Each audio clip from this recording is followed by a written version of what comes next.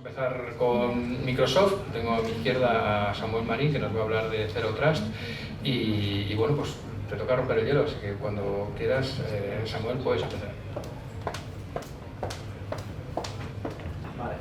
No somos la empresa del Office, no somos solo la empresa del Windows Server, del SQL Server, sino que somos al final una empresa que se ha volcado en desarrollar soluciones de industria, básicamente. Y una de las industrias donde estamos trabajando con más intensidad es la de sanidad, tanto a nivel de soluciones verticales como de soluciones horizontales.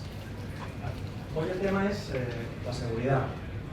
Lo sabéis vosotros que bueno, está a la orden del día y todos los días, pues, ya sea en nuestro sector o en otros sectores, nos enteramos de incidentes importantes de seguridad que se están produciendo.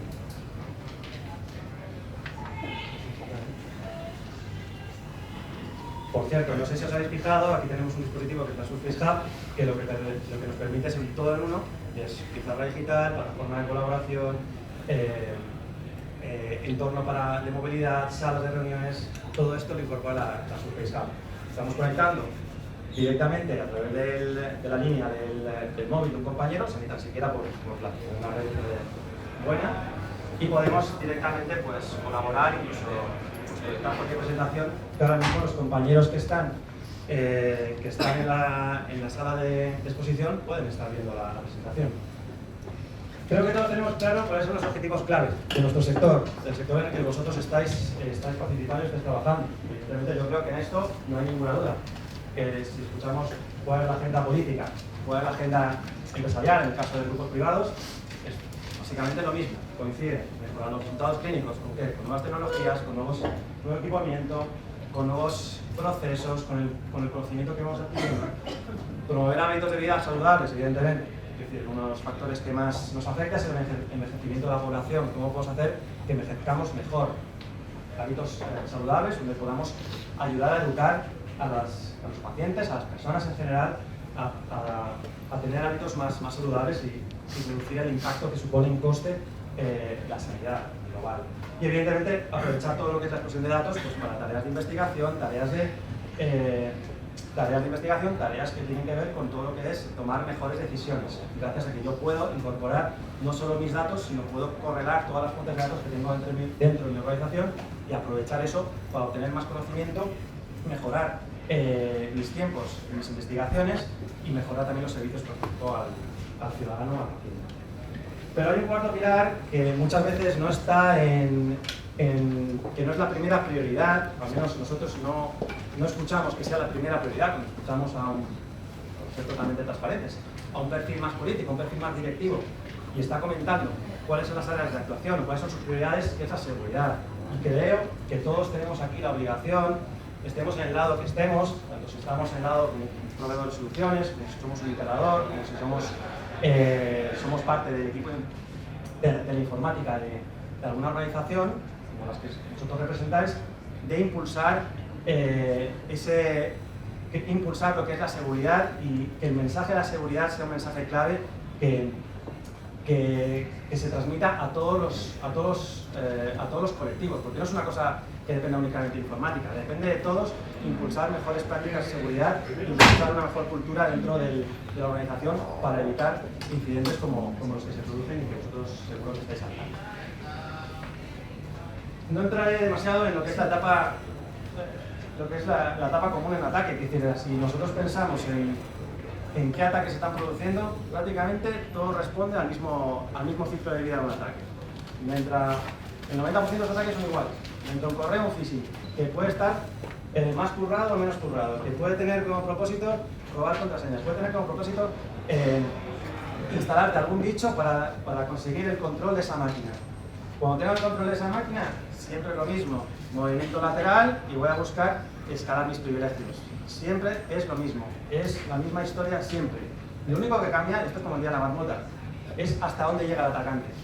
Y hasta dónde llega el atacante depende exactamente de cómo seáis vosotros capaces de enfrentaros a esto. Porque nosotros, desde Microsoft, y lo decimos claramente, asumimos que nosotros mismos vamos a ser comprometidos y vosotros deberíais asumir lo mismo. Es decir, el compromiso se asume que nos van a entrar. Yo puedo colocar un muro más alto, puedo colocar otro muro, puedo colocar más puertas, puedo colocar más puntos en la red donde yo estoy comprobando que todo sea normal. Pues la realidad es que van a acabar entrando, es decir, lo sabemos. Siempre van un paso por delante y tenemos que enfrentarnos a ellos. Vale. Entonces, la seguridad perimetral que hemos conocido de siempre, esos puntos donde controlamos el acceso, pasas o no pasas, como usuario, accedo a la aplicación, no accedo a la aplicación, puedo hacer esto, no puedo hacer lo otro, puedo acceder desde la red corporativa, no desde fuera. Esto ha cambiado al fin y al cabo. Es decir, ya no se trata, es decir, nos van a penetrar, no solo nos van a penetrar, sino que van a intentar autenticarse. Lo que están haciendo es login al fin y al cabo en nuestras infraestructuras. Al fin y al cabo, son los ataques basados en la identidad los que han crecido, y todos los ataques, y principalmente los ataques más importantes, tienen este componente que es tan claro y que yo creo que todos los proveedores de seguridad coincidimos en ello. Se han reducido los tiempos desde que penetran hasta que ejecutan el ataque que pretenden conseguir. Y luego lo que ha cambiado también, y eso está claro porque bueno, los que llevamos unos años aquí, pues hemos vivido pues, campañas de phishing, hemos visto pues, ransomwares, hemos visto todo tipo de ataques que muchas veces eran masivos, pero no buscaban tampoco, no sabíamos exactamente qué buscaban, o no buscaban nada, básicamente. Pero lo que estamos viendo es que buscan impactar servicios críticos, y ya sea por solicitar un rescate, ya sea por motivaciones políticas. Es decir, un sector que era nuestro, que hasta hace poco, nosotros nos hablábamos con vosotros y era la realidad, es decir, siempre lo decías, ¿quién me va a hacer daño? ¿Qué interés tienen en los datos de mis pacientes? ¿Quién va a vender esto? ¿Quién me va a pedir a mí un rescate si pueden atacar un banco y pueden obtener muchísimo más rendimiento? Ha cambiado, y lo que estamos viendo es que sois un sector que ha pasado a ser prioritario para los grupos criminales. Temas importantes, lo he comentado. Identidad, plano de control. Nos tenemos que volcar sobre la identidad. No se trata de volcarnos sobre el perímetro. Es decir, la identidad es el punto crítico. Como he comentado, ciclo de vida de ataque, en cuanto entran, se van al directorio y lo que quieren es escalar sus privilegios y convertirse en el administrador global del dominio. Es siempre el objetivo, lo vemos en todos los incidentes de seguridad. 2. Asumir el compromiso, que lo he comentado anteriormente. O dicho de otro modo, asumir que cada recurso está abierto a Internet, como si lo estuviera. No es, tengo unos recursos que no están abiertos, otros que sí, otros que están dentro de mi perímetro y están mejor protegidos. No. Nuestra mentalidad tiene que ser aquella que nos sitúa en el peor de los casos. Tenemos esos recursos abiertos a Internet. ¿Cómo nos protegemos frente a los ataques que nos puedan llegar? Y 3, tan importante como los anteriores, incluso más, nunca confíes. No se trata de que tú pongas la contraseña o incluso un doble factor de autenticación y ya está. Yo ya te creo, puedes entrar y puedes acceder a todos los recursos a los que tienes acceso. No, siempre verifica. Es una monitorización continua del usuario. ¿Qué tenemos que hacer? Evidentemente, pues toda la segmentación de red que hemos hecho tradicionalmente es perfectamente válida, pero claro, nos vamos ya hacia un mundo en el cual utilizamos aplicaciones que están en la nube. Un mundo en el cual estamos desplegando microservicios, contenedores. ¿Vale? Todo lo que es la segmentación tradicional de red ya no nos vale. Tenemos que ser capaces de segmentar todos los nuevos entornos que estamos poniendo en marcha. Un ejemplo muy claro es el tema de los microservicios. Desarrollo. Dice, bueno, voy a empezar a usar microservicios y nadie tiene en cuenta pues la seguridad. Vale, venga, voy a desplegar microservicios en contenedores y vayan lanzando aplicaciones. Pero, vale, es un siguiente nivel de virtualización, pero ¿cómo protejo esas aplicaciones entre sí y los usuarios? Una vez que yo he virtualizado en el siguiente nivel, que es irme a un escenario de contenedores. Bueno, es un ejemplo más. Todo lo que son los blogs que tradicionalmente hemos utilizado para identificar posibles amenazas, está muy bien, pero tenemos que ser capaces de combinarlo con todas las señales que los proveedores, en este caso Microsoft, en nuestro caso 6,5 teras a diario, que ponemos a disposición de vosotros para que podáis utilizarlos a través, justo con los productos que os ofrecemos. Confianza otorgada, todo lo que es la verificación, el control explícito, lo que comentaba. Nunca confíes, verifica. Otro punto importante, no se trata de responder a un incidente, se trata de poder responder de forma automatizada y de poder ir a la caza del incidente y a la caza del atacante. Se trata de poder automatizar la respuesta gracias a las herramientas que tenemos, gracias al conocimiento que tenemos que adquirir y sobre todo el poder responder a esto. No se trata solo de defendernos, sino que se trata de responder. ¿Sí? Y luego finalmente, evidentemente, pues todo lo que es la movilidad, pues todo lo que son los escenarios de movilidad, pues que son una realidad y ya no tenemos espacios cerrados, sino que todos somos móviles y el médico que está trabajando desde el hospital puede estar trabajando desde casa o puede estar trabajando desde cualquier otro dispositivo, incluso que no sea corporativo. Finalizando, ¿cómo solucionamos o os ayudamos a solucionar esto o a implantar esto? Básicamente, la base de todo es el directorio activo. Y la base de todo es el directorio activo de Azure, ¿vale? Es un servicio de gestión de identidades y de control de acceso. No es montar el directorio activo en Azure, ¿vale? Que no es lo mismo. Es un servicio que te va a permitir recopilar toda la información necesaria del usuario, de su comportamiento, de qué dispositivo está utilizando, desde qué aplicación, si la aplicación está en la última versión o no, si está en un PC que ha actualizado la última versión de parches de Windows.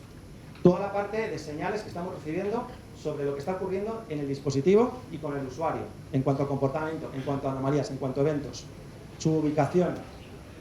Y así, todo un conjunto de patrones que podéis incorporar. Todos esos patrones se incorporan y con todo ello lo que hacemos es un análisis del riesgo, ¿vale? En función de ese análisis del riesgo, vosotros configuráis las políticas, los controles, que os permitirán permitir el acceso, limitar el acceso, requerir un doble factor de autenticación, pedirle que resete la contraseña, ¿vale? O directamente bloquearlo, ¿vale? Y todo ello con una aproximación híbrida. Tanto aplicaciones que estén en la nube, infraestructura que tengáis en otras nubes, o incluso, y esto es importante, vuestras propias aplicaciones que tenéis hoy en día. Sencillamente, pues a través de un proxy, podemos derivar ese proceso de control de acceso y autenticación a Azure AD. Y con esto llegamos a la última diapositiva. La última diapositiva lo que viene a decir básicamente es: está muy bien, hay mucho producto, hay muchas soluciones, pero hay que empezar por lo básico, ¿vale? Y os ayudamos a empezar por lo básico, ¿vale? Y hemos comentado, ¿qué buscan los atacantes? Directorio activo. La parte de identidad. Todos tenemos un directorio activo, todos tenemos usuarios privilegiados que acceden a aplicaciones, a recursos, al dominio. Lo que nosotros os vamos a ayudar es justamente en ese viaje hacia una identidad moderna segura, a poder implementarlo.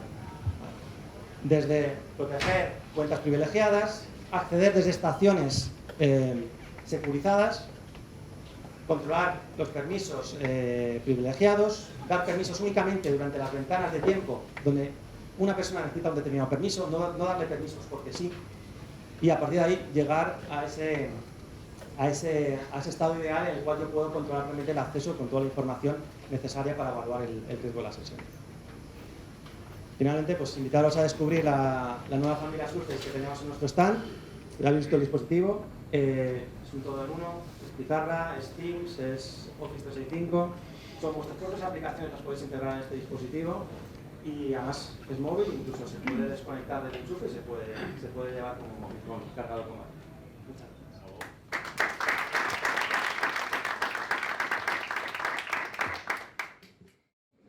Sí que como pista de gobierno, yo estoy como director general preocupado en este sentido, hablando de ciberseguridad, y es que os puedo asegurar que el 50% de las empresas que vienen a vernos, estas son las pequeñas cuñas que voy a ir metiendo, aproximadamente el 50% de las empresas que vienen a vernos, yo recibo una media de 2-3 visitas al día de empresas, más o menos, para que lo sepáis.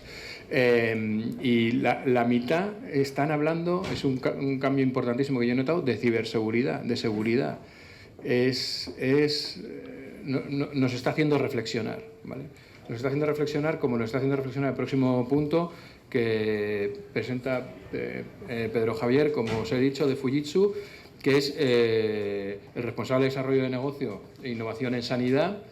Tengo aquí todo su currículum, pero no lo voy a decir porque tampoco tengo mucho tiempo, pero lleva 25 años en el sector, ha estado en un montón de sitios, y lo que sí que quisiera decir es que va a hablar de sanidad sostenible, Para los gobiernos un punto importantísimo también la sanidad sostenible.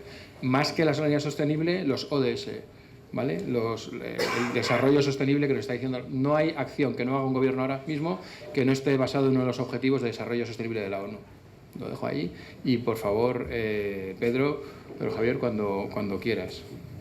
No sé ni cómo se entiende esto, ¿eh? ¿Vale? ¿Está encendido? ¿Sí? ¿Está encendido? Sí. Buenos días. Bueno, en primer lugar agradecer a la organización el que podamos echar todos este rato juntos y compartir pues estas experiencias. También estoy de acuerdo con Guzmán en que todos hemos elegido la mejor sala, ¿no? Estamos de acuerdo con nuestro moderador. Bueno, y compartir este rato juntos, que desde Fujitsu por lo que queremos es presentaros, como decía Guzmán, una solución que está diseñada y que ha sido desarrollada en vías en hacer sostenible el sistema sanitario. En concreto se trata de una solución para hacer un seguimiento clínico que nos comunique directamente como pacientes con nuestro sistema de salud, con nuestro clínico, con nuestro sanitario.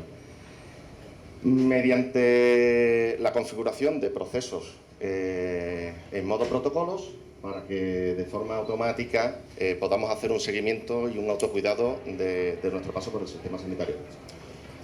Evidentemente, todo esto, cuando nos planteamos en su día, pues lo hemos desarrollado en la plataforma, ¿no? En innovación, en transformación digital, porque creemos que soluciones de este tipo son necesarias. Son soluciones de conveniencia más allá de si nos cuestan dinero o no.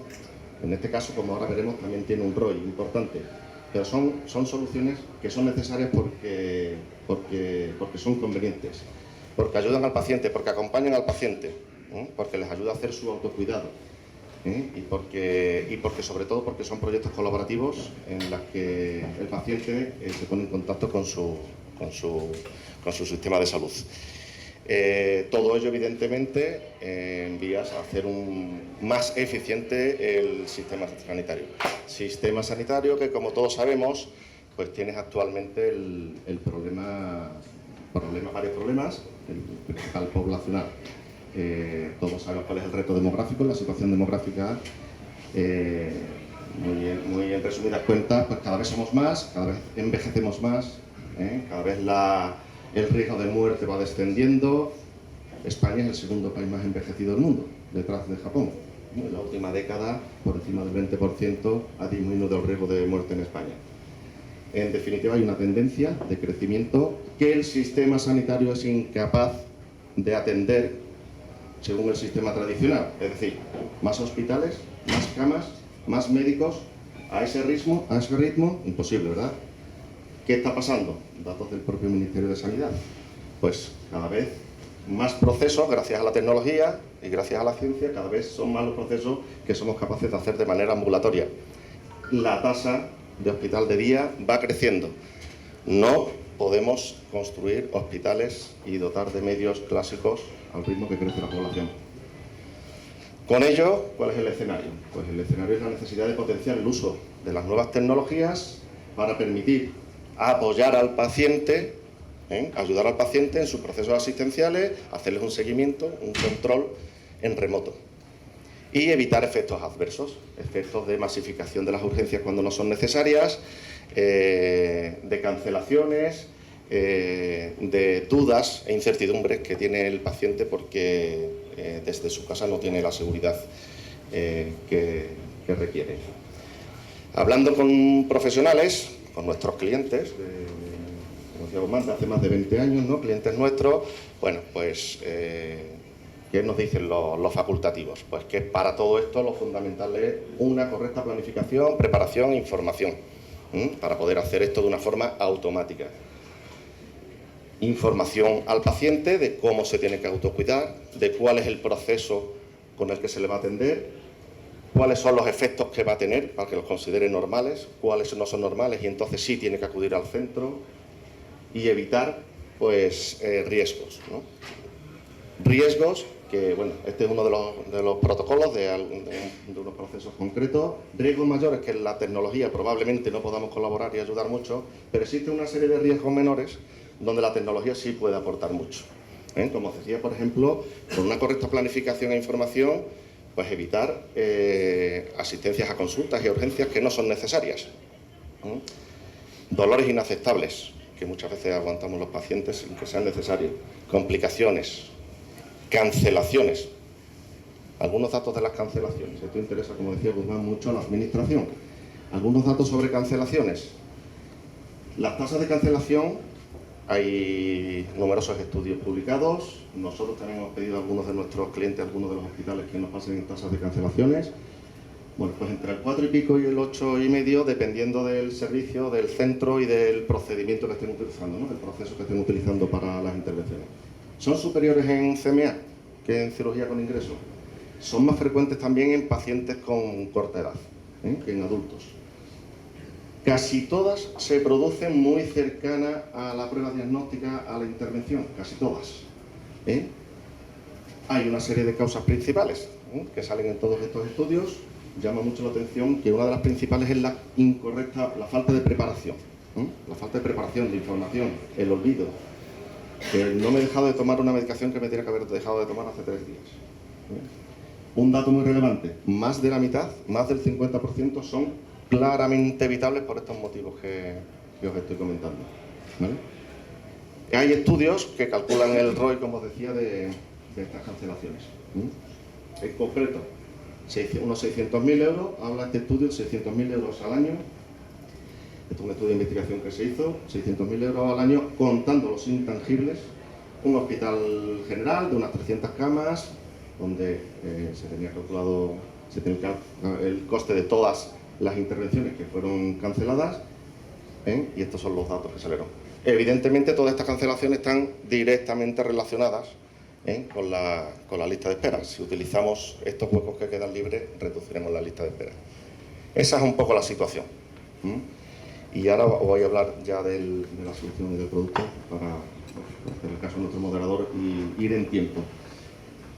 Una solución que tiene por detrás toda una arquitectura, como os imaginaréis, de seguridad, de comunicaciones, de servicios, de protección de datos, etc. Lo damos por evidente.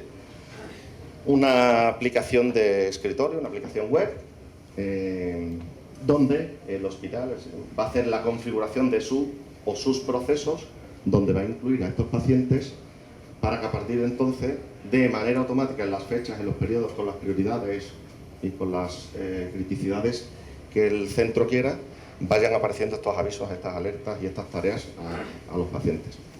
Y una aplicación móvil que funciona tanto en smartwatch como en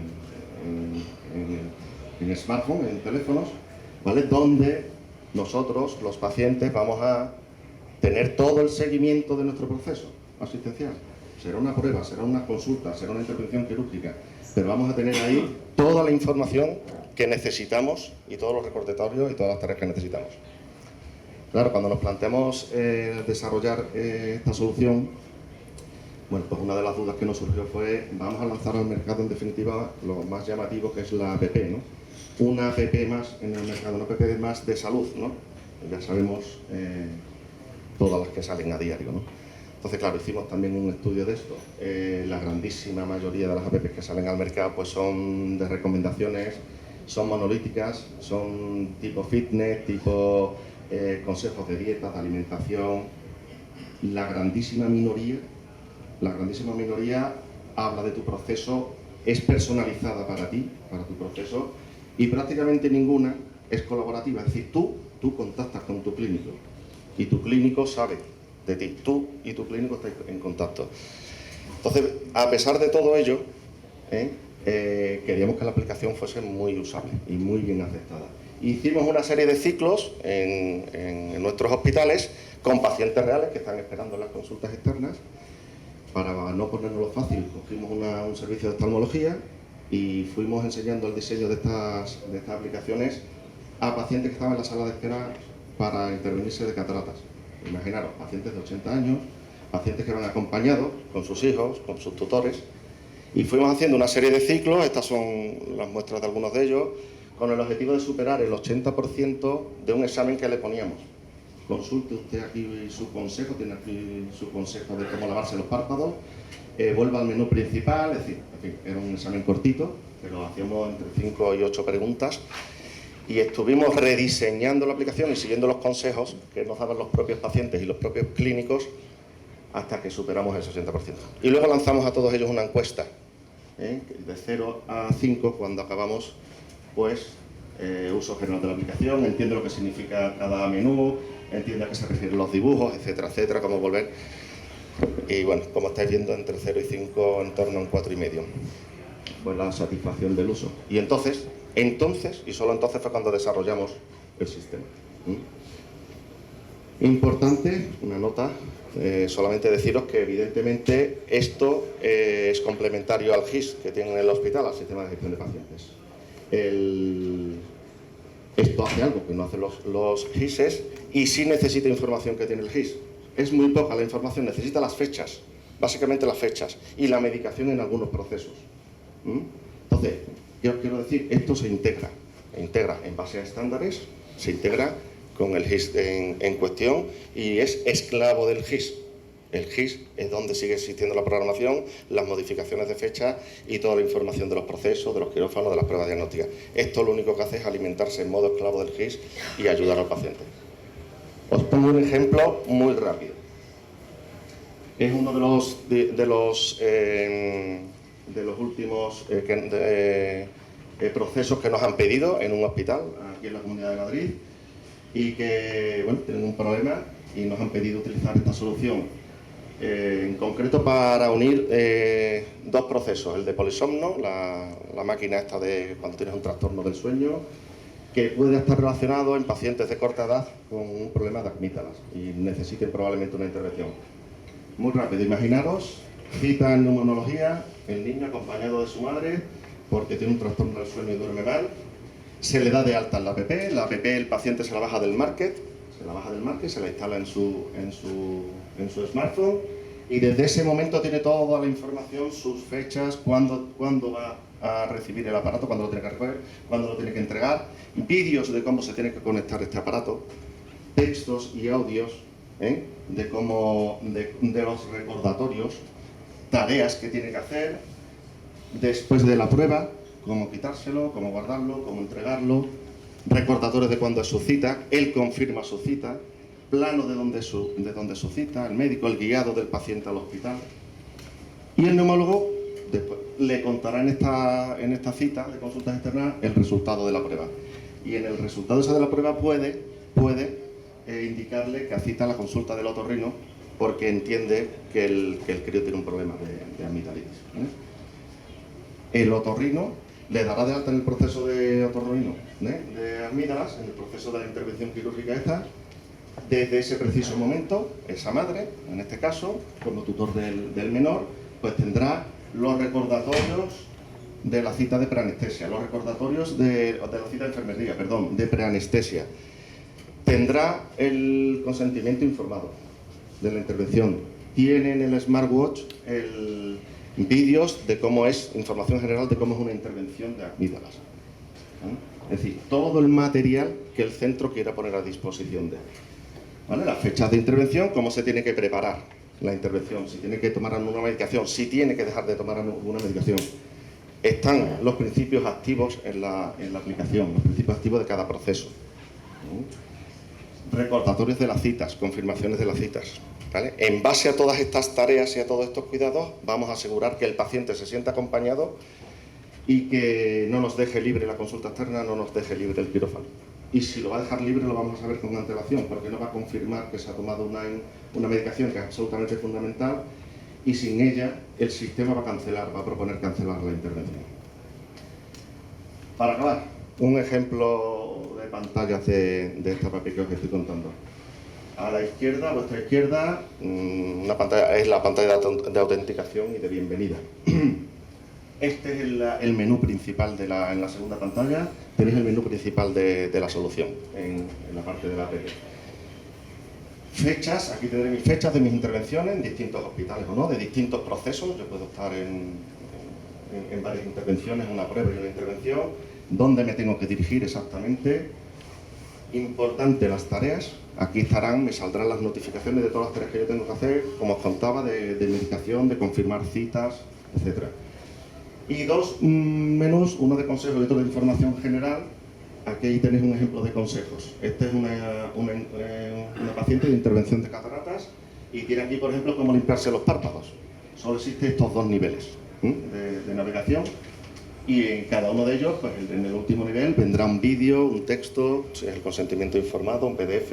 En este caso, pues es un vídeo de cómo limpiarme los párpados, porque voy a tener una serie de tareas de limpiarme los párpados antes de la intervención o después de la intervención. De esta manera vamos a ir asegurando que el paciente está preparado para ello y no vamos a cancelar el proceso.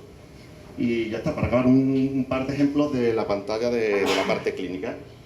Yo como enfermero, como médico, cuando me logue me aparecerán mis pacientes. Me aparecerán en orden de los que más cercas tienen la intervención y si tengo alguno en riesgo, con el semáforo en vez de en verde, en amarillo o en rojo, porque no está atendiendo alguna de las tareas importantes o no está confirmando alguna cosa, me aparecerán los primeros. Podré, si el sistema me lo propone, cancelar o podré llamar, pero solo a esos pacientes, porque los demás me están confirmando que están haciendo el cuidado y que están confirmando los recordatorios de citas. Por último, está una pantalla para este paciente que hemos visto antes, pues existe un cronograma, aquí por el Zoom sale muy pequeñito, con todas las tareas que tienen del proceso y las cosas que van a ocurrir tanto en el hospital como para el paciente. Son tipo fecha, tipo cuidado, etcétera. Y nada, como os he dicho, también en el smartwatch pues te llegan las notificaciones. Imaginaros la situación, yo lo he visto in situ de alguien que le llega en el smartwatch una notificación de un autocuidado para su madre, que es un paciente de cataratas y que hoy le toca limpiarse los ojos. Y le llega el tutor, porque esta parte del paciente y el médico tiene también la gestión del tutor, nada más. Fujitsu tiene su stand, si queréis cualquier otra información, aquí tenéis mi contacto o también vamos a estar por aquí en la sala del stand, ¿vale? Muchas gracias.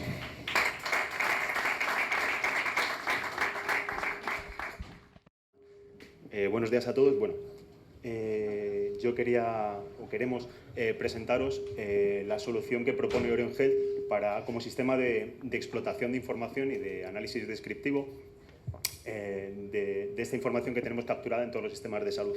Y además de describirla, ponerla a disposición de los profesionales para que hagan una gestión de la salud de la población y a los profesionales de gestión para que puedan planificar y organizar sus sistemas, ¿vale? Como punto de partida, tenemos multitud de... ¿Sí me oye bien, verdad? Sí. Tenemos multitud de sistemas de información que contienen información relativa a nuestra salud o que puede influir en nuestra salud. Tenemos los clásicos GISES, los LISES, tenemos información meteorológica, información ambiental, como por ejemplo los niveles de polen, información genómica, los propios dispositivos que llevamos todos puestos y que nos miden pues, el número de pasos que damos, la cadencia cardíaca, el propio entorno en el que nos movemos influye obviamente en la salud de cada persona. Y además somos capaces de interoperar con esta información, es decir, tenemos un conjunto de estándares que nos permiten, tanto sintáctica como semánticamente, intercambiar toda esta información y hacerla comprensible desde los distintos sistemas. Todos conocemos HL7, OpenEHR, SNOMED, LOINC, etcétera, etcétera, y muchos más que me dejo, pero bueno, como breve resumen acerca de los estándares que tenemos. ¿En qué consiste Orion Health Discover? Bueno, lo que hace Orion Health Discover es, a partir de un conjunto de sistemas origen, de sistemas fuente, es extraer esa información independientemente de cómo esté almacenada. Puede ser un fichero de texto, puede ser una base de datos relacional, no relacional, o incluso algo más exótico, como puede ser Spark SQL, que lo he puesto, bueno, pues por dar un toque más distintivo. Este punto, esta capa se llama Discover Core, que lo que hace es, una vez extraída esa información y a través de herramientas de TL, como puede ser un procedimiento almacenado, como puede ser el propio Rhapsody, el propio Talent, cualquier herramienta de TL, lo que va a generar es un esquema en el que vamos a tener toda esa información desnormalizada y colocada de tal manera que vamos a ponerla a disposición de la siguiente capa. La siguiente capa es un servidor que lo que nos permite es toda esa información que tenemos agregada, nos va a permitir generar un conjunto de índices, un conjunto de cubos, un conjunto de sistemas optimizados para ponerla a disposición de la siguiente capa. Esta capa servidor Discover nos va a permitir generar los cuadros de mando para modelar esa información a través de Discover Desktop. Esos cuadros de mando se van a guardar en un conjunto de librerías que va a estar gestionado a través de un repositorio para que podamos acceder a ellas e iterarlas y cambiarlas y modificarlas en el momento que queramos. Obviamente que no podemos olvidar la capa de identificación y de seguridad. ¿Quién accede a qué? No todos pueden acceder a toda la información que tenga el sistema, ¿vale? Y además nos permite integrar de una manera muy sencilla con un single sign-on sin que tenga impacto en el usuario final, pues a través de estándares conocidos como SAML, que bueno, está adoptado en cualquier o casi cualquier sistema de información. Y por último tenemos la capa de presentación, la interfaz de usuario, que va a poner a disposición del profesional pues toda esa información que hemos ido colocando en nuestros cuadros de mando y con nuestros indicadores, ¿vale? ¿Cómo hace Discover toda esta analítica, ¿vale?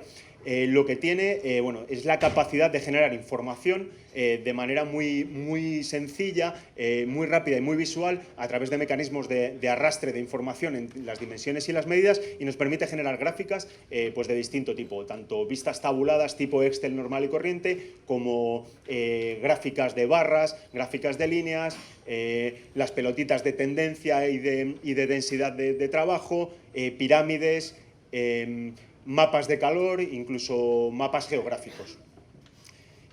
Además, sobre todas estas medidas, se permite modificar su presentación. Aquí, por ejemplo, tenemos un ejemplo en el que la hemoglobina glicada se puede presentar con los valores que tiene, o los podemos presentar de manera cualitativa, diciendo que es alto, medio, bajo, sin que tenga que afectar al cubo de información que tenemos construido. Y nos permite hacer lo mismo con los filtros, generar distintos niveles de filtrado dependiendo de la medida que queramos controlar, o incluso en las marcas que queremos mostrar en nuestras gráficas, pues darles una visualización más atractiva, o bueno, lo que corresponda en ese momento. Esto sería un ejemplo de un cuadro de mando en el que, bueno, Paco lo detallará más adelante, pero aquí podemos ver la eficiencia en la atención sanitaria, que hay, digamos que tres indicadores básicos. Uno es la parte de diabetes, en la que tenemos un conjunto de diabéticos a los cuales les estamos haciendo un control adecuado o inadecuado de la hemoglobina glicada, un conjunto de hipertensos a los que se les está teniendo un control efectivo de la presión arterial, y un cribado de cáncer de mama con una gráfica sabiendo quién tiene y quién no tiene screening de mama. ¿De acuerdo? Pero bien, nos quedamos en la parte descriptiva, avanzamos un poquito más, ¿vale? Y lo que tenemos es que, además de ser capaces de describir la información que tenemos en nuestros sistemas, debemos ser capaces de predecirla, ¿vale? Oriongel trabaja en el Machine Learning Manager, que es un conjunto de aplicativos que lo que nos van a permitir es que, a partir de la información que tenemos guardada, o incluso simular un conjunto de datos para poder trabajar estos algoritmos, partimos de que, comprendiendo el problema, tenemos que saber lo que queremos predecir. El clásico ejemplo es las predicciones meteorológicas. Queremos saber si llueve o no llueve, queremos saber si un paciente va a reingresar o no va a reingresar. Ese conjunto de datos que hemos identificado o que hemos simulado, vamos a aplicar una serie de algoritmos, una serie de modelos que vamos a entrenar de manera iterativa para ponerlos a disposición de los profesionales para que puedan prescribir ciertas actividades y evitar, pues, lo que hemos comentado, ese riesgo de reingreso, ese posible problema que va a tener el paciente. Y obviamente que no solo nos quedamos ahí, la idea es que con toda esta información y esta capacidad que hemos generado, debemos volver a iterar con la información obtenida para seguir avanzando. Os dejo aquí unos ejemplos, sobre todo los tres primeros: el riesgo de ingreso hospitalario de un paciente con su información de atención primaria, el riesgo de reingreso de un paciente una vez que se ha ingresado en el hospital, e incluso el riesgo de reingreso después de que se le haya dado el alta, que bueno, son tres indicadores, tres indicadores que nos van a dar una noción de lo que puede ocurrir con un paciente a futuro y tomar una serie de medidas hacia ello. Y otro también que me parece bastante interesante es el Document Tagger. Este aplicativo realmente es un aplicativo que, a través de inteligencia artificial, lo que hace es generar información estructurada a partir de texto libre en lenguaje natural en cualquier informe que tengamos de nuestro paciente. Os muestro aquí un resumen de paciente. En el que Héctor, si quieres dejarle a Paco algún minutillo. ¿Cuánto llevo? Pues llevas 9. 8. Me da tiempo, voy bien. Paco, que se aguante. Bien, esto es un resumen de paciente en el que vemos el histórico de medicación, los episodios, los informes más recientes del paciente y que además tenemos embebido un panel en el que vemos el riesgo de readmisión que va a tener el paciente en los próximos 30 días, sacado a partir de esa algoritmia que hemos tomado a partir de los datos de ese paciente. Conclusiones, muy rápido. Tenemos una cantidad muy grande de información, tanto en los sistemas de información propios como en terceros, por ejemplo, el ambiental o el propio meteorológico. Explotémoslos, démoslos o aportémoslos para que haya estudio e investigación, hagamos docencia con ellos y gestionemos y planifiquemos. Y ya dejo a mi compañero Paco. Hola, buenas. Yo soy Paco, como ya ha quedado claro, y vamos a pasar rápidamente para ver pues, algunos ejemplos reales que tiene mi empresa en el mundo. Vamos a ver una serie de paneles. En este primer caso, lo que estamos viendo son indicadores clínicos. No sé si se ha lanzado o no se ha lanzado. Sí, indicadores clínicos para un grupo de pacientes. Hemos establecido una serie de indicadores claves para evaluar la efectividad que estamos prestando en la atención clínica sobre pacientes diabéticos, hipertensos y con cribado de cáncer de mama. Las pestañas son configurables exactamente igual que el menú de filtrado y, por supuesto, todos los gráficos, el tipo de gráficos que se representan también son configurables.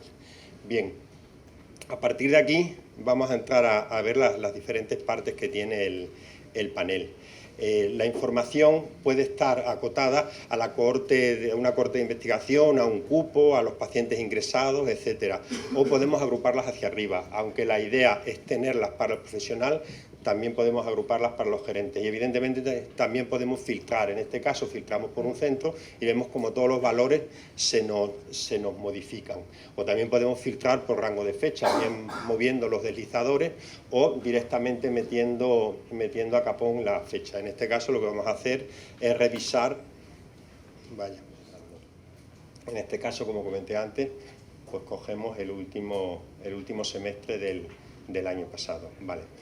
A partir de aquí puedo empezar a ver los datos y el panel es muy intuitivo para que los profesionales puedan navegar fácilmente a través de él.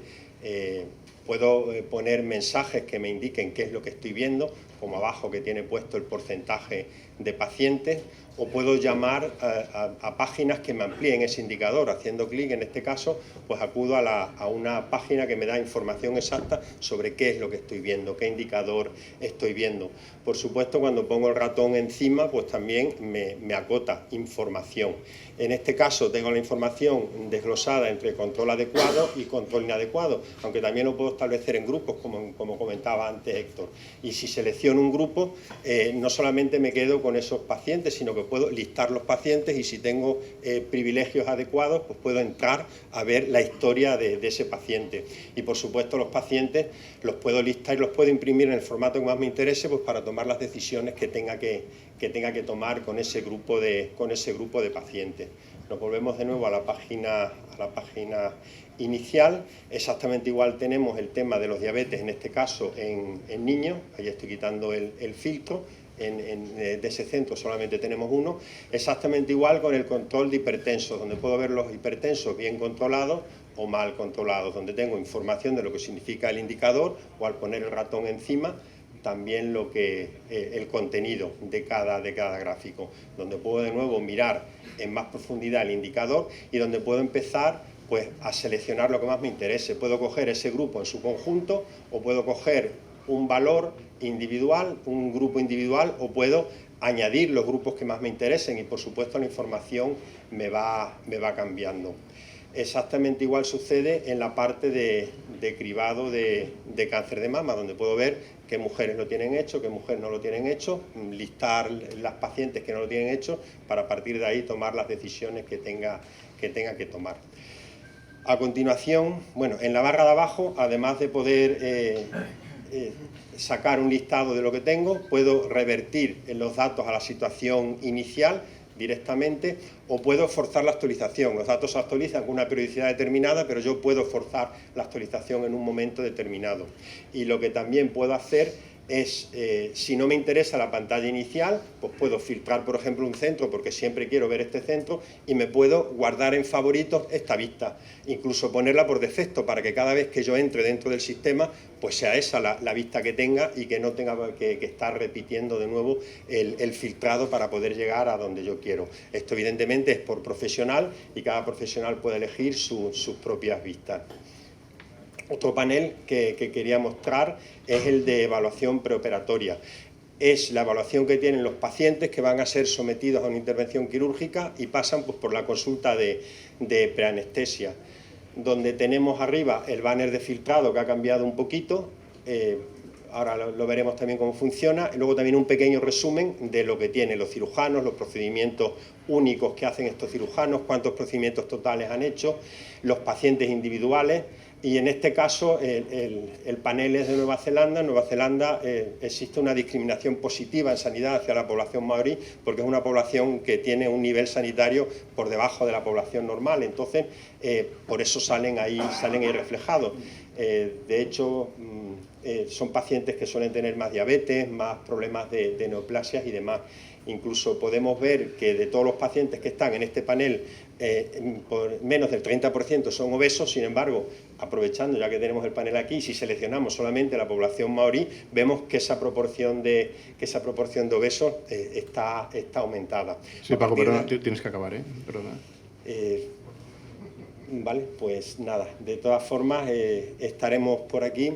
Si queréis ver, no ya la demo, sino entrar en vivo a ver la herramienta funcionando, pues estaremos encantados de enseñárosla. Gracias.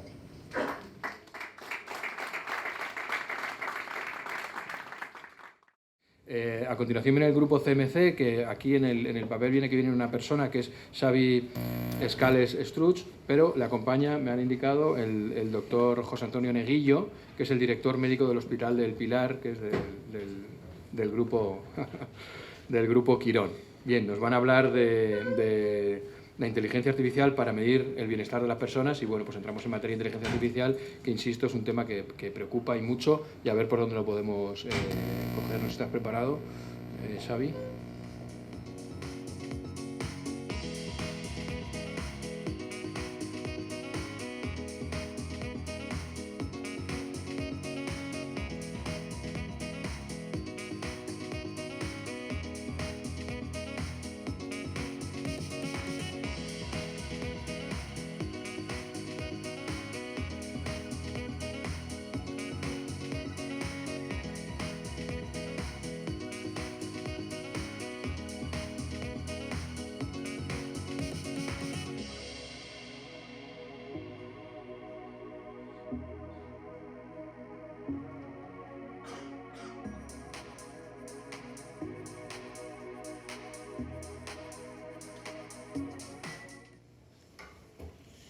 ¿Os gustaría ser capaces de medir el bienestar de vuestros pacientes durante la interacción que tengáis en vuestro centro de salud?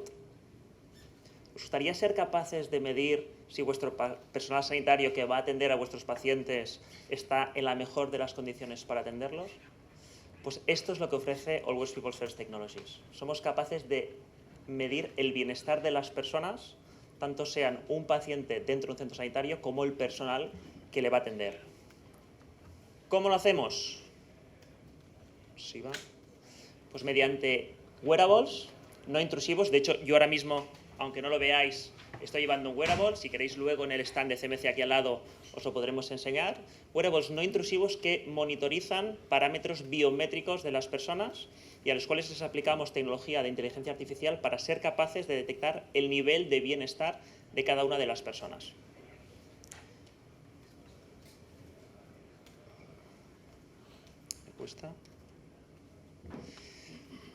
¿Cómo lo hacemos? Como lo habéis visto, con tecnología de inteligencia artificial, pero para nosotros lo más importante es qué es la experiencia, cómo es la experiencia de la gente que utiliza esta tecnología. Pues básicamente nos centramos en una aplicación móvil donde el paciente va a ser capaz de visualizar su bienestar en tiempo real, hoy mismo, comparado con durante toda una semana, incluso desde el periodo donde hemos empezado a analizar su bienestar. Por lo tanto, lo que nosotros queremos es que el paciente sea consciente de la información para poder ver realmente cuál es el impacto de las distintas actividades, distintas interacciones que estamos teniendo con esta persona. ¿Qué es para nosotros también muy importante? Que haya un dashboard de control. ¿Por qué? Para saber exactamente dónde dentro del journey del paciente, dentro de nuestra instalación, dónde estamos teniendo aquellas acciones o dónde estamos interactuando de manera positiva a nivel de bienestar del paciente y dónde tenemos margen de mejora. ¿De acuerdo? El dashboard, si estáis interesados, luego también os lo podemos enseñar, pero básicamente lo que nos ofrece es la capacidad de analizar de una manera objetiva el impacto en el bienestar de nuestros pacientes. Hoy en día, pues estamos intentando saber cómo es este bienestar mediante encuestas, mediante métodos que la gente, pues realmente la experiencia no es demasiado positiva.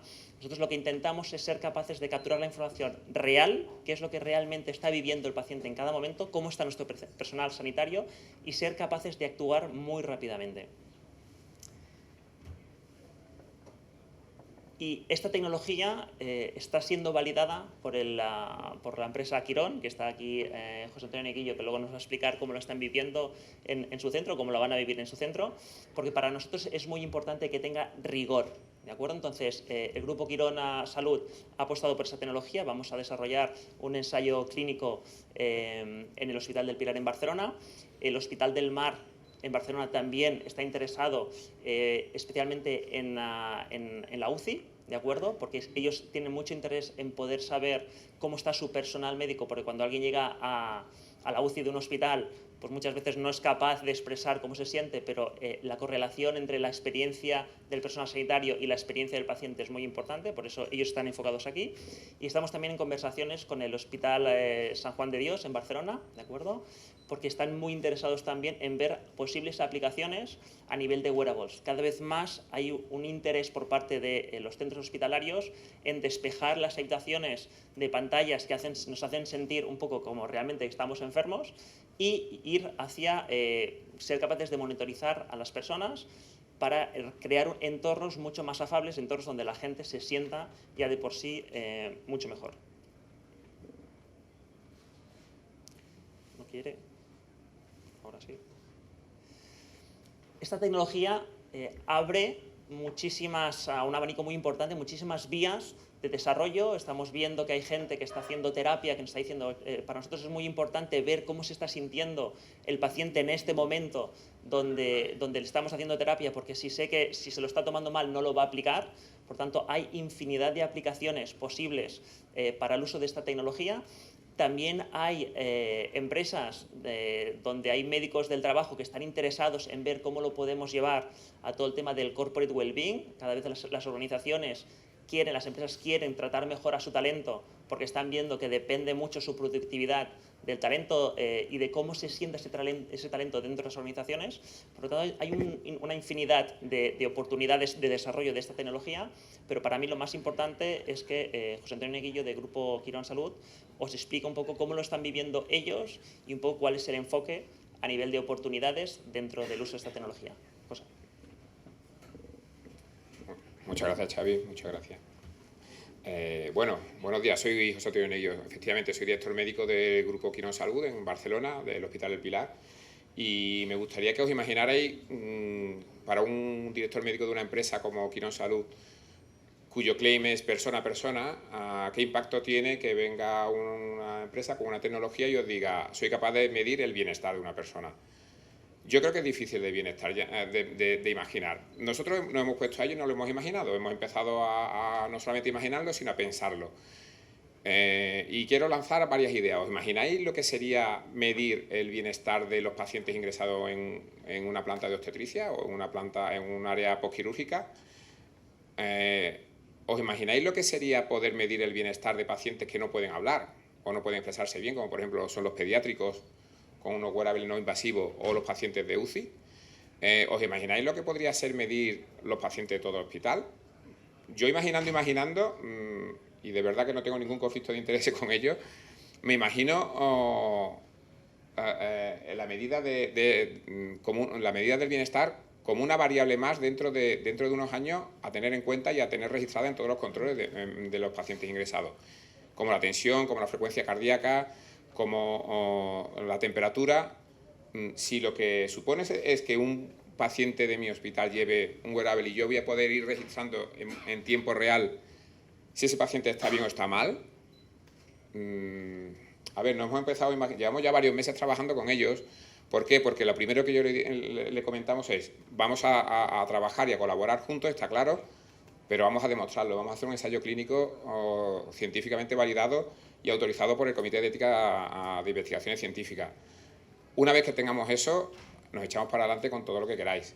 Y en ello estamos. La semana que viene empezamos el ensayo clínico y si es verdad que ellos hacen, y me consta que hacen en lo que dicen, el futuro la puerta está abierta. O sea, yo estoy convencido que la experiencia del paciente, medida sobre todo en el bienestar de las personas, es un parámetro que dentro de poco tiempo será un habitual dentro de el manejo de un hospital. Solamente quería haceros esa reflexión, deciros que al final una vez que acabemos aquí en el stand, repetiremos un par de veces esta sesión si estáis interesados en el stand de CMC. Agradecer a CMC la invitación y a Xavi por traerme y nada más, estamos a vuestra disposición.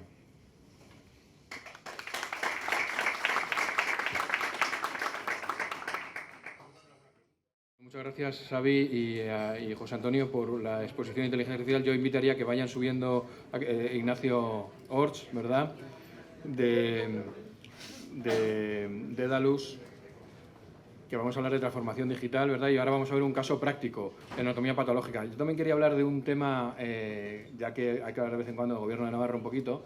A nosotros sí que nos gustaría, estamos estudiando, a ver, un tema que no sé qué hay de verdad. En Suiza se está empezando, o ya se ha empezado, a hacer la primera consulta en consulta de primaria a través de una videoconferencia para rebajar listas de espera. Nosotros lo de la videoconsulta es algo que nos interesa mucho y en Navarra todavía no está implementado, no sé si en otras comunidades está, pero desde luego es algo que queremos explorar y que nos gustaría analizar para reducir las listas de espera, pero también para luchar contra la despoblación, que es un punto que en Navarra desde luego nos preocupa mucho, especialmente en la zona del Pirineo, ¿no?, que ahí, bueno, pues ya sabéis, mucho caserío y sí que le estamos dotando de conectividad, de banda ancha a todos los caseríos, estamos intentándolo, pero creemos que el tema de la telemedicina es algo a explotar, que no está explotado y nos gustaría empezar a explotarlo en Navarra. Pero bueno, en fin, eso es parte de la transformación digital, ¿verdad?, de la que nos va a hablar hoy y ahora, insisto, Ignacio Ors de Dedalus, con un ejemplo práctico en anatomía patológica. Así que, Ignacio, todo tuyo.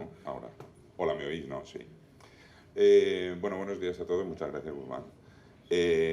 Bueno, soy de la empresa de Dedalus, soy responsable del área de diagnóstico. Quería, brevemente, en 3 slides, deciros quiénes somos antes de entrar en lo que es la presentación. Bueno, somos un holding internacional en TIC Salud, llevamos 30 años en el mercado del software clínico y al final lo que queremos es generar propuestas globales para conectar salud. Yendo a lo que es la ponencia de patología digital, antes de entrar en el caso práctico de la patología digital dentro del laboratorio de anatomía patológica, sí que me gustaría que debatiésemos o vieseis las necesidades actuales que hay en el laboratorio de anatomía patológica para el salto a la patología digital. Principalmente son 4: digitalizar, centralizar, acceder y mejorar. Digitalizamos, nosotros empezamos en la parte de patología digital desde que los cristales ya son teñidos y procesados y entran dentro del escáner. En ese momento empieza lo que realmente se llama patología digital. Aunque en la parte del LIS, evidentemente todos los procesos y todos los flujos de trabajo tienen que ir encaminados a la patología digital. ¿Cuál es el objetivo de la patología digital o de la plataforma que os vamos a presentar? Evidentemente es proporcionar herramientas apropiadas para que el conocimiento clínico disponible pueda ser compartido y utilizado por toda la comunidad de salud. ¿Qué quiere decir esto? Al final, compartir, centralizar toda la información y que toda la información esté disponible para cualquier tipo de herramienta que al final nos va a dar un mejor diagnóstico, un diagnóstico más eficiente y sobre todo una rapidez en el diagnóstico. ¿Cómo pensamos o cómo hemos pensado focalizar esta solución? Pues en base a cuatro pilares. Generar medicina de precisión, colaboración entre todos los ámbitos de la salud, no solo de patología digital, no solo del laboratorio de anatomía patológica, que sea multidisciplinar, con lo cual desde una única herramienta, desde una única plataforma, poder acceder a todos los datos sin tener que ir saltando de sistemas en sistemas, y sobre todo una parte de innovación, en la cual recopilamos, organizamos y distribuimos toda esa información que hay en todos los servicios del hospital y que están focalizadas en el paciente. Esta solución está modulada. ¿Qué quiere decir esto? Que tiene una serie de componentes, los cuales, dependiendo de las características y de la idiosincrasia de cada uno de los hospitales, podemos activar o no. Al final todo esto se resume así de fácil como tener unos inputs de una serie de servicios en las cuales podemos incorporar toda la serie de datos que genera el paciente, tanto datos no estructurados como documentos, multimedia, imágenes, etc. Procesarlos mediante un motor de integración y incluirlos en lo que es la propia plataforma. La propia plataforma se llama S4H, como veis allá arriba, que es Smart for Health. Y está basada en 7 módulos. Un repositorio, un sinóptico de pacientes, un módulo de reporting, un balanceador de carga, un almacenamiento, porque en la parte de patología es importantísimo el almacenamiento, por lo que pesan las imágenes escaneadas, un portal de conocimiento clínico, que ahora después os explicaré por qué, y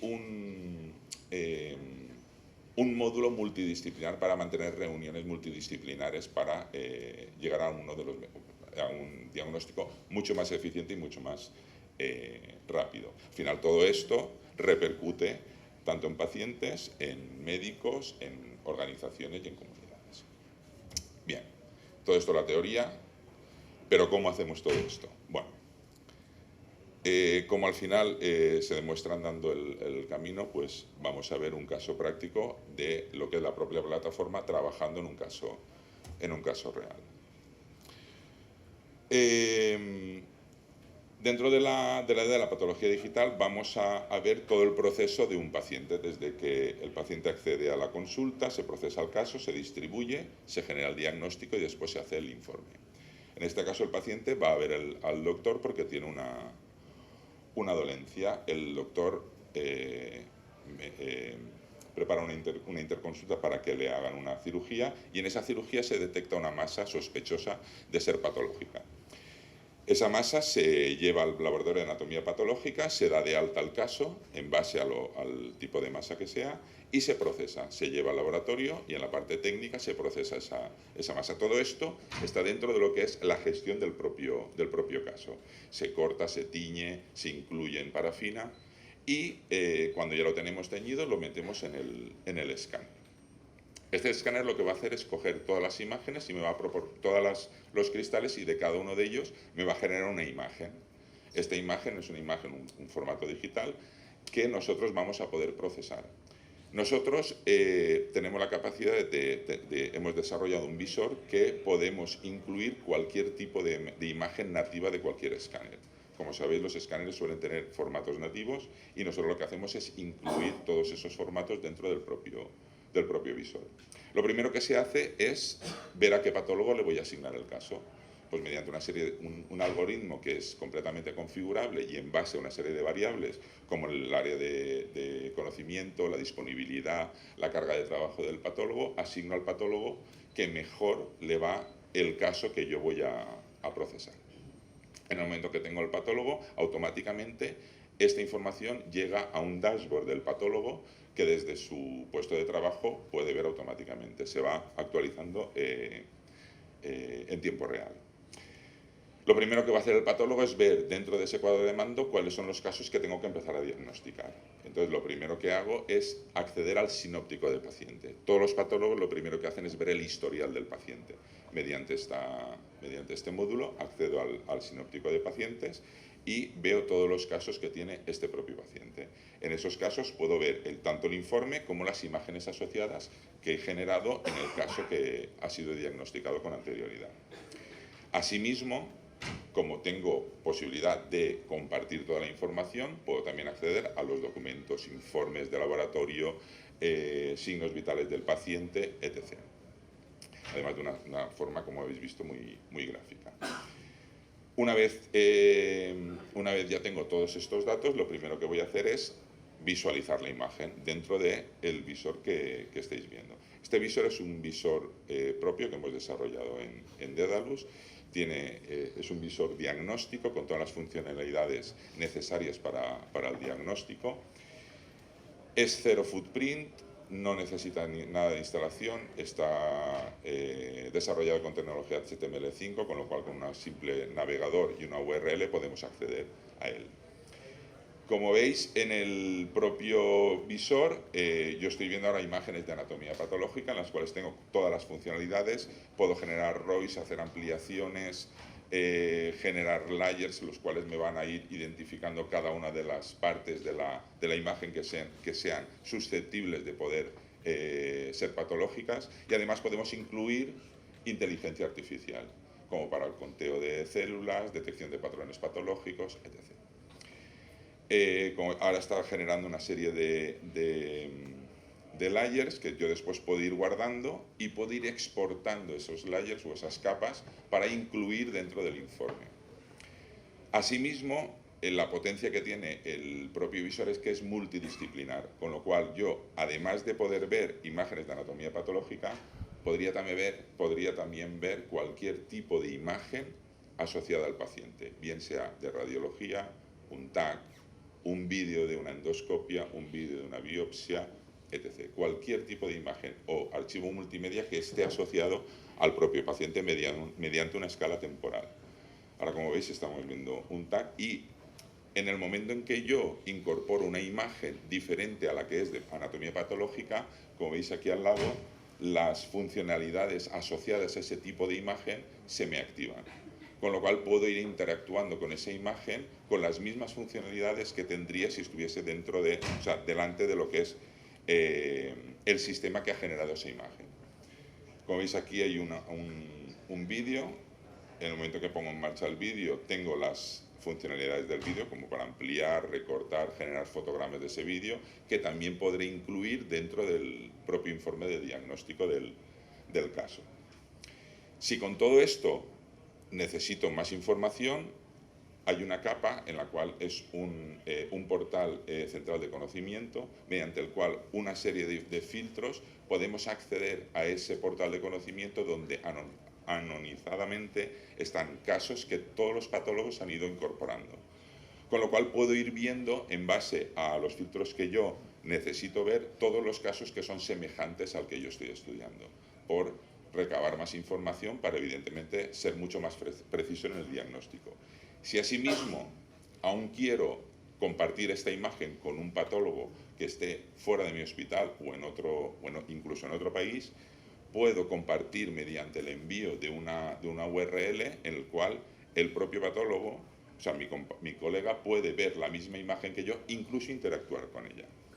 Cuando ya tengo toda esta información recopilada, lo que procede es empezar a hacer el informe. Aquí lo que voy a hacer es exportar las imágenes que he generado al informe, y entonces dentro de lo que es el módulo de informe, que se llama R4C, que es de reporting, está completamente integrado con el LIS, con lo cual el propio patólogo no necesitaría para nada entrar absolutamente en el LIS. Con esta plataforma tendría acceso a todos los datos del LIS, la parte de macroscopía, los códigos SNOMED, checklist, textos preformateados, con lo cual el propio patólogo tiene todas las herramientas necesarias como para poder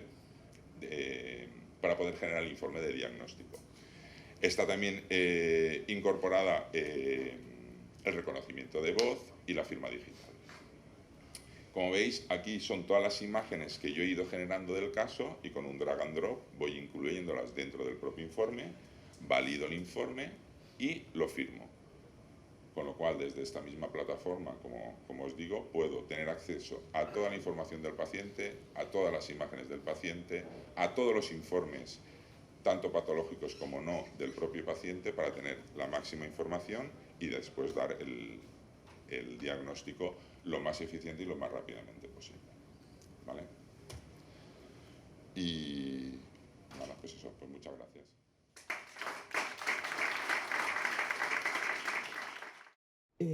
Lo que os voy a contar es cómo las soluciones de movilidad y etiquetado pueden ayudar a atender a un paciente desde que lo encontramos en plena calle hasta pues, que le dan el alta y lo atienden a domicilio. Como os digo, esto está inspirado en hechos reales. No lo toméis al pie de la letra, pero bueno, nos puede pasar. Os presento a Alberto. Alberto es runner, que sabéis que es algo que está muy de moda, y le gusta correr carreras populares, salir a entrenar por la calle. Y un día Alberto pues, tiene una caída fuerte y se lesiona en plena calle.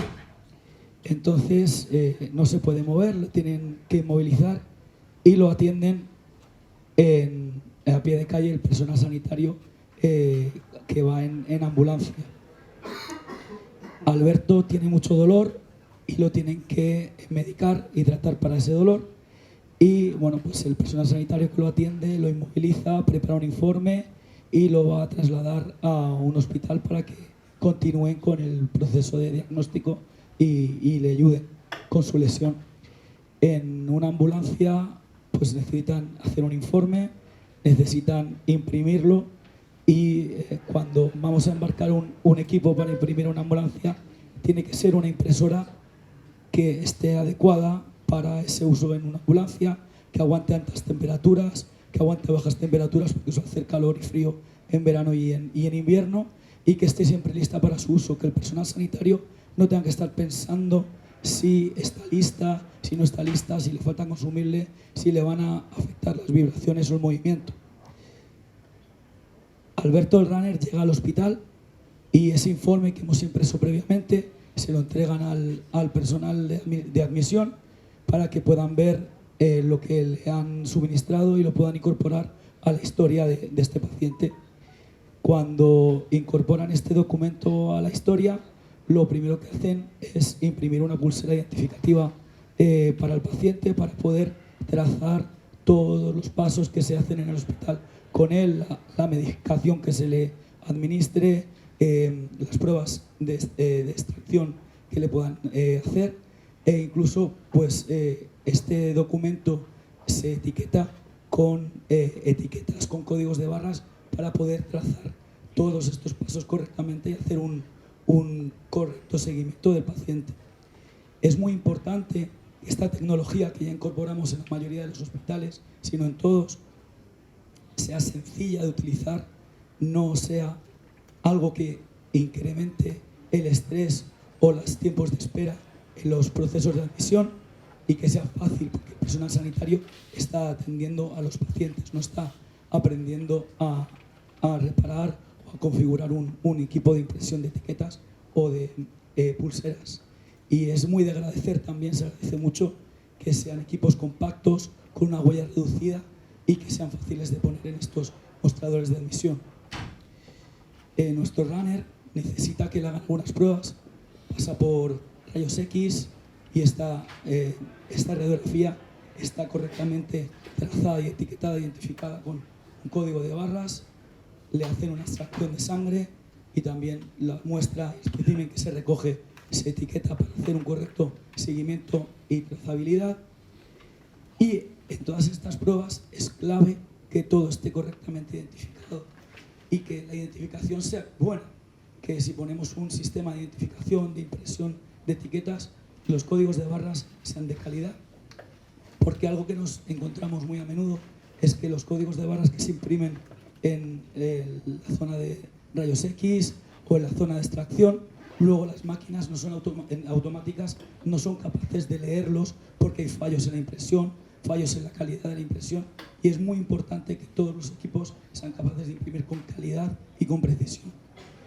Hay una tendencia que cada vez está más en nuestros centros, que es el poder atender al paciente en la habitación. De esta manera evitamos traslados innecesarios y molestias y necesitamos imprimir estas etiquetas en la habitación del paciente para evitar posibles errores por un mal etiquetado. Entonces se ven necesarios equipos portátiles, como el que veis en la imagen, para poder imprimir en la habitación del paciente estas etiquetas. Una vez más, la tecnología tiene que estar al servicio del personal sanitario y no ser un incordio o un estorbo para su labor. Tiene que ser fácil de usar, tiene que estar siempre lista para utilizarse y tiene que ser fiable y tener un gran rendimiento. A nuestro runner, pues al final le pasan por quirófano y necesita usar una serie de servicios del hospital. En quirófano todo el material está esterilizado y correctamente identificado para poder hacer una trazabilidad y un seguimiento de todo el material quirúrgico. En el banco de sangre tienen preparada, por si es necesaria, bolsas de sangre previamente identificadas, inventariadas y trazadas con una etiqueta. Y en el servicio de comedor, de dietética, imprimen siempre un tag con la dieta del paciente, el nombre, el número de historia clínica, para poder hacer un seguimiento y que no haya ningún tipo de error y le dé una dieta inadecuada. Y también tiene que utilizar el servicio de farmacia, donde toda la medicación que le administran al paciente está correctamente etiquetada, trazada, para que no haya ningún error y no haya ninguna administración equivocada. Al final, todos los procesos, como os he dicho, están identificados, están trazados, pero es muy importante que no solamente se implementen tecnologías de identificación y trazabilidad, sino que, ya que lo implementamos, utilicemos el material adecuado. Nos pasa que imprimimos, no sé si conocéis que hay tecnologías térmico-directas y tecnologías de transferencia térmica, que utilizan una cinta, un ribbon. Ambas son utilizadas en los hospitales, pero si utilizamos el material inadecuado para una prueba médica, donde vayamos, por ejemplo, a aplicar temperatura, pues corremos el riesgo de que se borre, o si utilizamos una cinta inadecuada, corremos el riesgo de que no se adhiera correctamente la impresión. Entonces es muy importante seleccionar el material, el adhesivo, el frontal de la etiqueta, el ribbon, la cinta adecuado a la tecnología que vayamos a utilizar y al uso. Y luego, pues, como os he dicho varias veces, es importante que el día a día sea más fácil con esta tecnología y que no sea un impedimento para ellos. Y finalmente a nuestro runner le dan el alta y van a continuar con su rehabilitación a domicilio. Esto es algo que también cada vez es más habitual, sobre todo en zonas rurales donde es más complicado que las personas mayores lleguen a los centros de salud, y necesita, pues, ese personal sanitario que lo atiende, necesita imprimirle informes, seguimiento, indicaciones para la rehabilitación, justificantes, recordatorios. Todo esto lo necesitan hacer con documentos de oficina, y nuestra tecnología permite que el personal sanitario lleve una impresora capaz de imprimir un documento de oficina en movilidad, sin hacer que tenga que estar pendiente de si tiene tinta, porque no lleva, sin tener que estar pendiente de si pesa mucho, porque pesa 600 gramos. Al final, el sanitario lo lleva gustoso, porque no supone un problema para ellos ni una sobrecarga en su espalda. Y bueno, no me extiendo más, os agradezco vuestra atención y os esperamos en nuestro stand, donde tenemos todas las soluciones que aplican en el caso que os he explicado, y estaremos encantados, mis compañeros con voz y yo, de ayudaros y explicaros un poquito más en detalle. Gracias.